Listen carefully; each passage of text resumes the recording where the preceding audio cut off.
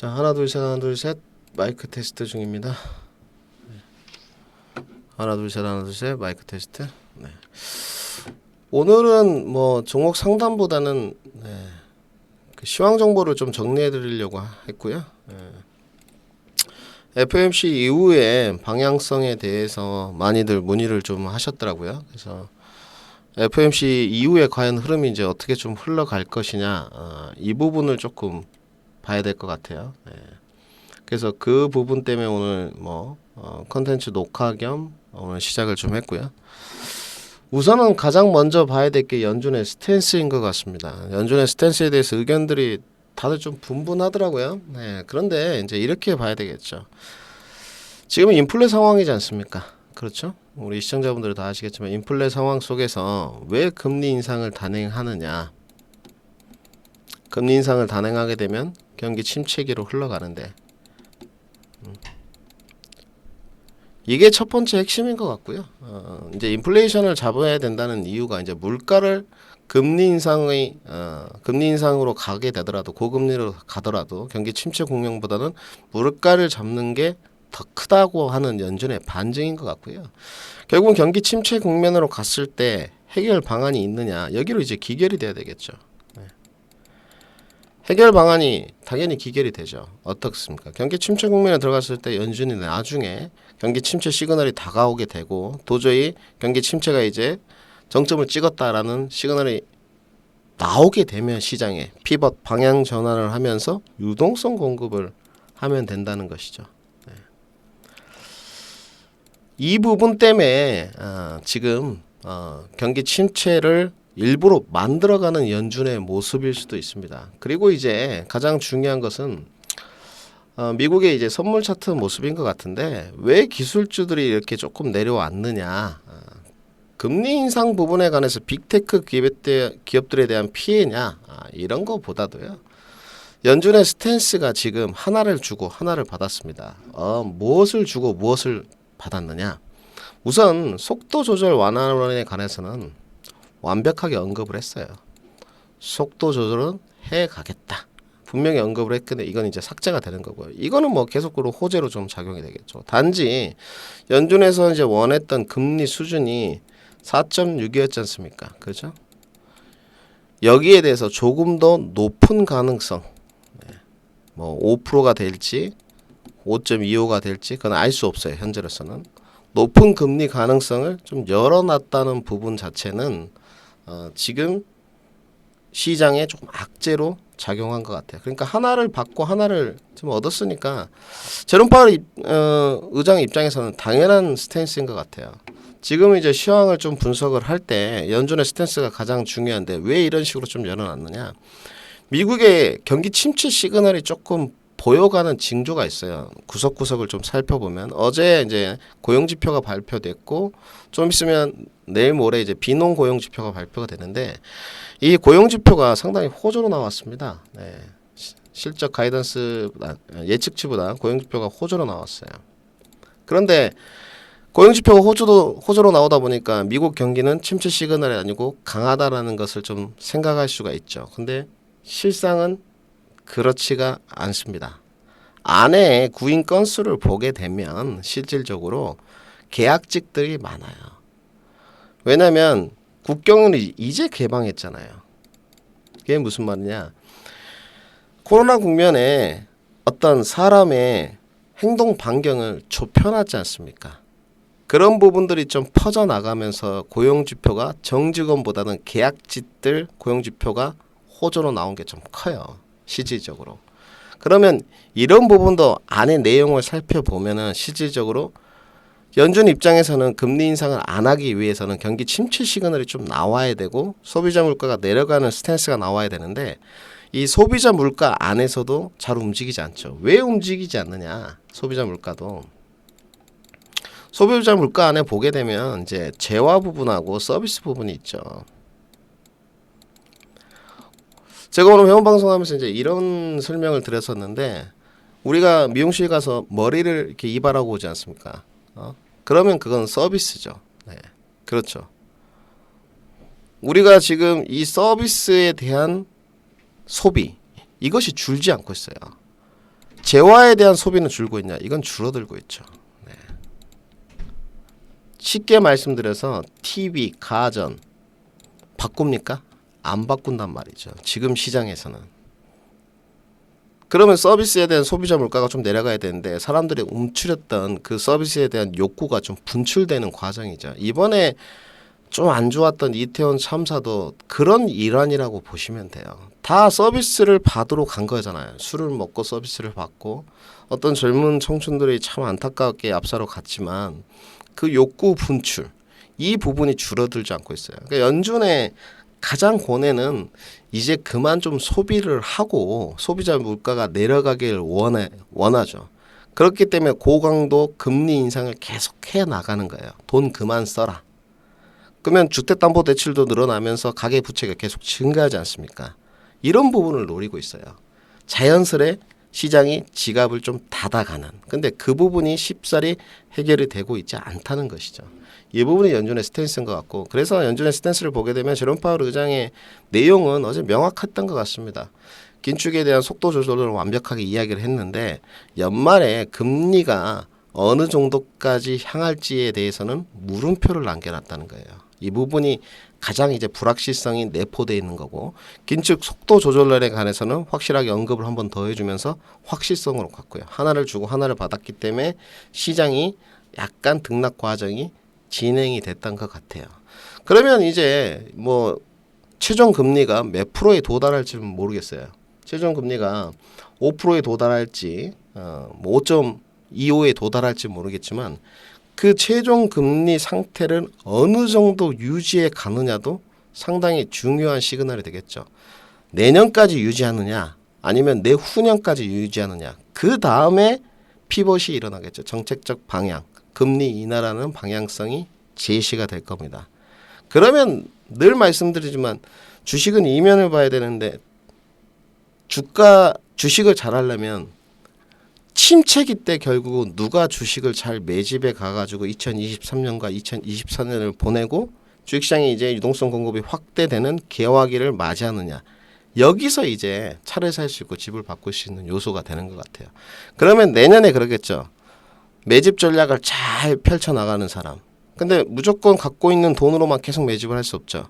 매매를 50% 하면 내가 주도주 쪽에서 매집을 해야겠다는 종목, 선호 종목을 50%. 그 비중을 원활하게 이제 넘어가는 과정이겠죠. 여기가 투자 관점이다. A가. B가 여기가 이제 매매 관점이다. 2023년과 24년을 말한 거예요. 그러면 여기서 이제 50% 했다 이거예요. 그죠? 여기 한 세 종목 돼요. 그럼 여기서 이제 매매로 수익이 창출되게 되면 이 부분을 누가 유하게 잘 넘겨가면서 여기 이제 세 종목이 있다 치면 여기에 비중을 점진적으로 올려가느냐, 이 싸움이 이제 2025년에 수익의 향배를 갈라요. 네. 그러면 내년 시즌에는 확실하게 분리를 해놔야 되겠죠. 내가 투자할 종목, 내가 매매할 종목. 근데 매매에 관해서는 서두를 필요가 없어요. 단지 이제 내년 시즌에는, 내년과 내후년 시즌에는 버티는 매매는 안 되겠죠. 네. 왜냐하면 가장 중요한 게 뉴스플로우의 모멘텀이 되겠죠. 뉴스플로우에. 하락장에서는 매매를 여러분들 많이 헤비하게 서두를 필요가 없는 이유가, 저도 방에서 많이 하지 않았지만 그냥 진행이 됩니다. 뭐가 진행이 되냐면, 오늘 원래 공개방송 예정이 없었는데 유창호 앵커가 말을 잘못해가지고 공개방송이 지금 열렸는데, 시장이 침체기고 경기 침체 국면이고 하락 국면이다 보면 테마단들이 형성이 많이 돼요. 그 테마가 정책 테마일 수도 있고요. 네. 뭐 인물 중심 테마일 수도 있고요. 그죠? 여기서 그 뉴스프로를 누가 더 잘 타가느냐, 이 매매의 기회는 2024년하고 2024년에 무궁무진하게 생깁니다. 시장이 하락으로 가고 경기 침체 국면으로 가고 있기 때문에 주가가 이렇게 움직이다가 한번 슈팅이 나오는 이런 과정으로 연출된 공산이 커요. 단지 이제 주도주 쪽에서 내가 매집 전략을 펼쳐나가는 종목들은 주가가 계속 그냥 횡보를 하겠죠. 네.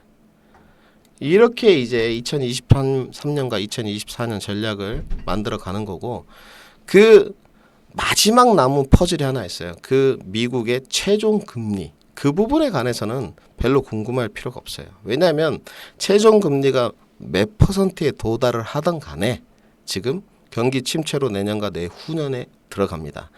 그러면 경기 침체 국면에 내가 어떤 주식을 사서 2년 동안 잘 보유해야에 따라서 2025년에 수익이 향배가 갈려요. 그렇기 때문에 더 이상 연준의 금리 인상의 스탠스에 대해서는 신경을 쓸 필요가 없어요. 그러면 이제 다시 주가로 좀 돌아와서 그러면 코스피 지수에 이제 반등세를 쓸 때 과연 이대로 시장이 이제 끝나겠느냐 이걸 봐야 되겠죠. 지금 코스닥 종합지수가 694인데 제가 봤을 때는 이대로 끝날 것 같지는 않고요.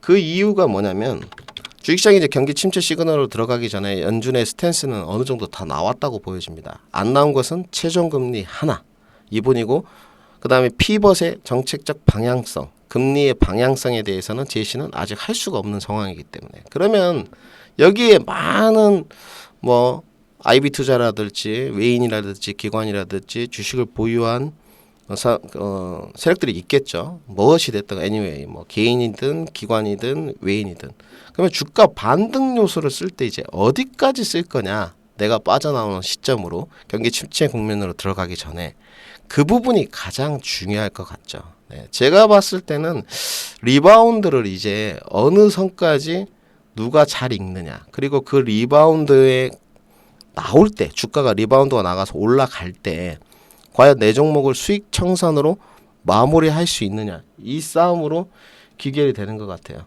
아니요 아닙니다 여러분들 오늘 지금 이제 녹화도 같이 진행을 하고 있는데 컨텐츠를 올리기 위해서 오늘 했는데 실시간 라이브를 한 이유는 유창호 앵커가 이제 이야기를 해버려가지고 시청자분들하고 한번 만나게 됐고 오늘은 FMC에 대한 방향성에 대해서도 회원들 교육을 했고 그 부분에 관해서 좀 알려드리는 게 가장 중요할 것 같아요.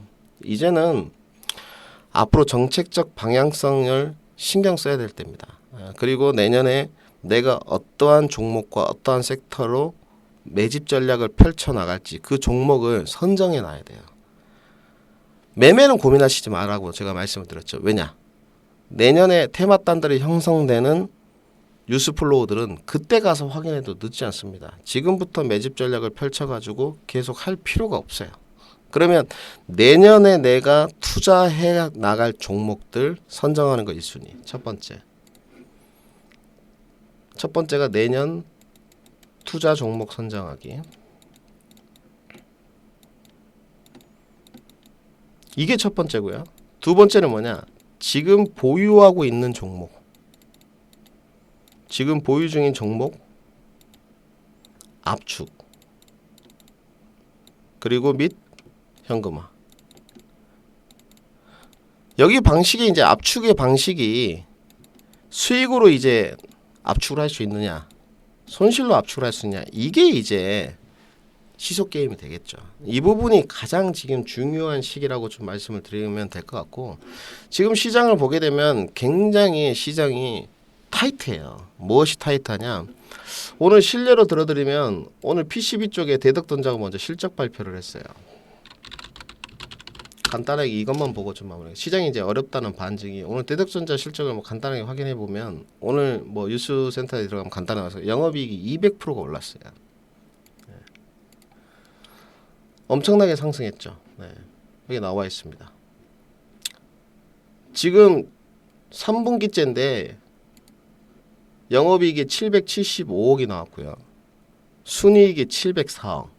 전년 대비 202%, 210%가 올랐어요. 근데 오늘 주가 몇 프로 올랐냐? 주가 1.58% 올랐습니다. 실적이 이렇게 좋은데도 아직 반도체 후발주자, 그러니까 PCB 쪽은 실적이 탄탄할 수밖에 없어요. 여기로도 수급과 매기가 아직 오고 있지 않다는 부분이죠.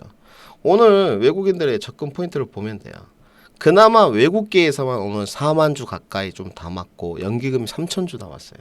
실적이 이렇게 잘 나왔는데 그러면 아직 2차 전지로 수급이 가 있는 낙수 효과가 완벽하게 오늘까지 진행된 것은 아닌 것 같습니다. 어제 2차 전지 차익 실현이 나왔는데 오늘 2차 전지들이 대거 그래도 좀 반등세가 나왔거든요. 특히 LG 에너지솔루션이 신고가를 갱신하려고 하는 모습인 것 같아요. 근데 신고가가 이제 갱신되게 되면 LG 에너지솔루션이 완벽하게 차익 실현이 좀 나올 것 같아요. 네. 59만 8천 원이 지금 신고가잖아요. 여기를 돌파하면 차익 실현이 나오면서 그 자금이 이제 실적이 좋은 종목으로 좀 기결이 되지 않겠느냐. 이렇게 정리 말씀을 좀 드리겠습니다. 이렇게 정리 말씀을 드리고요. 오늘은 컨텐츠나 FOMC에 대한 내용을 설명하기 위한 과정이었고, 연준의 스탠스에 대해서 이제 고민을 하실 필요가 없다. 연준의 정책적 방향성과 스탠스는 모두가 나왔어요.